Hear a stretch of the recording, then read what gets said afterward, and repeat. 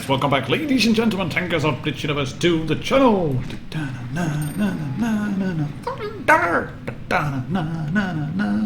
You've been thunderstruck.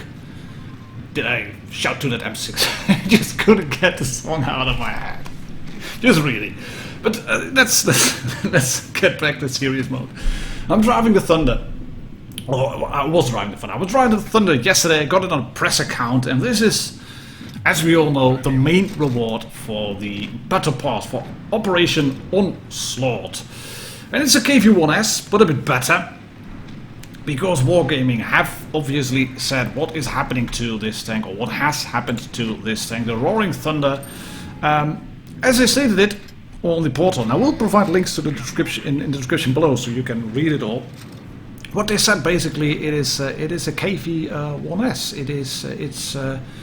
It's got all of the other parameters inherited directly from its forerunner. Yeah, and it may be less maneuverable in the magazine, in the brochure, but it doesn't really feel much less maneuverable. It is still quite maneuverable. It may be a bit less quick, a bit less speedy on flat terrain. It picks up just a little bit less. It has slightly less acceleration, but it's got better frontal armor and has better gun depression, so it is a better KV-1S. And well, that's always the case, isn't it? If they bring up premium tanks made out of regular taxi tanks, 9 out of 10 times, the tank you pay for is a bit better. And it is obviously only, quote-unquote, a tier 6 tank. And people have been moaning about that, and there has been wailing and gnashing of teeth about, oh, why is it only a tier 6 tank for the Battle Pass? Well, Wargaming obviously want this to be a success, so the price for the Battle Pass isn't that stellar either. I think it's €5, and you get the premium pass for it, which will be around 20, which will give you a few unlock stages already, because you do not need to complete the whole Battle Pass to be able to get the Thunder. You will get it at stage 35. And as said, there will be links in the description below to show you what I am talking about. And I will not read it all out, because that would be stupid, that would be a waste of time. You just want to know if this tank is worth it. And yes, in a way it is worth it, and in a way it is not. Because obviously it is a tier 6 tank, it has a good gun, it can go quite quick, mighty 500 horsepower engine, well balanced mobility. But the main drawback is the gun, which is also the main advantage. Oh, why are you saying such things, Martin? Please tell us why. What do you mean by that? Well, the main drawback of the tank is the gun. Because it's Russian, it has long aim time, it has woeful dispersion, and it has really bad DPM. I mean, penetration-wise, that's quite good, no problem whatsoever. No questions asked, but it has really bad DPM. Do you think this guy's liking his new Firefly? What I'm on about is the tank is lacking in the DPM department.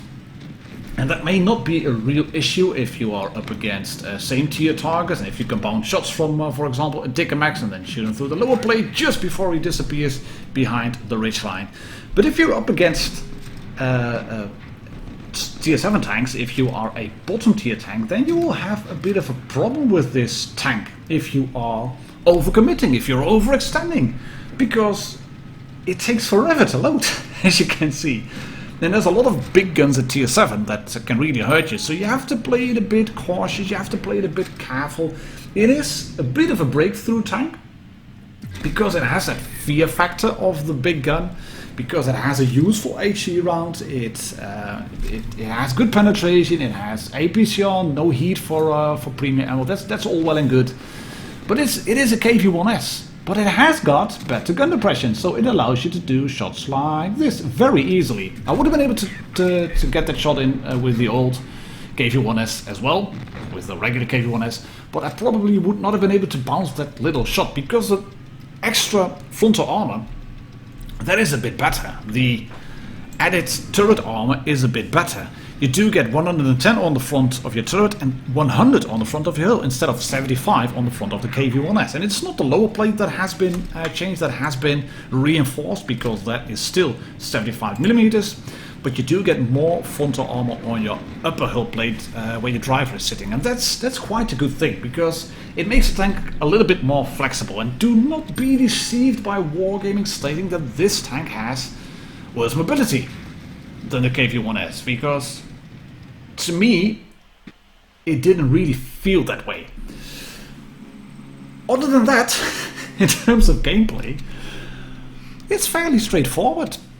You go to the place, to the flank where the fighting is happening, you shoot your gun 5, 6 times, because if you shoot it like 6 times, that's 2 minutes worth of fighting, and then a little bit of waiting in the back, and then a little side scraping and baiting a shot from the enemy, which will even reduce your DPM even more. Then if you would combine that and multiply and divide by the factor of noobness in there, and that's a tier 6 tank, which means it will see tier 5s, and you know, if you do all the maths there and all, and when you crunch the numbers, then you can find about 6 shots in a game. And as said, it has added frontal armor. Thank you very much. The P-43 Blitz bounces on the front of my turret. And you can see what I'm going to do here. This is KV-1S gameplay. This is 122mm Russian gameplay. And it's going to be a bit of the proper gun handling in this one as well. Because I am reloaded, I am stopping here, aim, yes, and clear the leopard. That's good.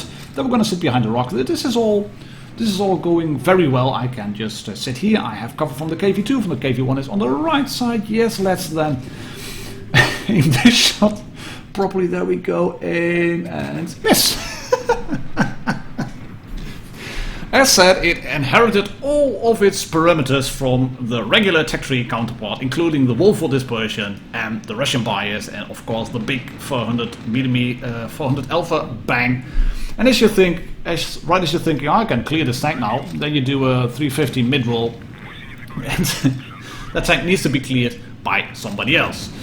But yeah, it is a tank where you go to a flank, you don't pop it right into the front of the corner, you have to keep wiggling it around, but 10 degrees of gun depression is better than the regular KV-1S. It is, I can understand why Wargaming, why they've done this tank as the first choice for a battle pass, because as said, they will want to make this a success. They will, they know a KV-1S is a popular tank. They can't really do a KV-2 in my opinion, because they already have the Smasher. But doing a KV-1S, a well-liked tank, also on the Russian server. It is a Russian tank with a big gun. It has those flames on the side of the turret, which... Oh, no. Yes, shoot the leopard, that's good. Then I can track you. Thank you, and I get shot by the regular KV-1S. But I'm going to just reverse, because the KV-2 has shot, and the KV-1S has shot as well. And that means that they're both on the reload, and I can just sit here safely in cover, wait it out while the KV-2 on my team clears the red KV-2. And that's all she wrote basically. This is the tank. It's not a spectacular tank. It is a good one. I'll be getting the better pass myself, I think. And as said, you can unlock it at stage 35 already, and you will get a lot of goodies. Links in the description below for the World of Tanks Blitz portal, where you can just read it all and figure out what is happening. And yeah, there you have it. The games might not be that spectacular, but 2k damage, 4 or 5 shots, big gun, gaudy stars on the side, KV-1S, Thunder rolling away in Operation Onslaught in World of Tanks Blitz. Thank you very much for watching, ladies and gentlemen. Tankers of Blitz Universe. I'll catch you all on the next video. Cheers and happy tanking.